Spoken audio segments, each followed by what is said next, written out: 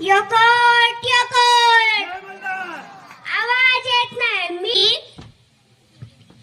आपल्या शरीरामध्ये मल्हारराव होळकरांचं रक्त आहे, अहिल्याबाई होळकरांचं रक्त आहे असा आवाज द्या की आपला आवाज प्रत्येकाच्या घरोघरी पोहोचला पाहिजे. यकट यकट अहिल्याबाई होळकरांचा विजय असो. मी प्रचिती गणेश मनीषा दुगाने सर्वांना जयंतीच्या शुभेच्छा देते व सर्व महामानवांना वंदन करते. मी एक धनगर समाजातील मेंढपाळाची मुलगी डॉक्टर बाबासाहेब आंबेडकरांनी दिलेल्या अधिकारामुळे आज इथे बोलत आहे.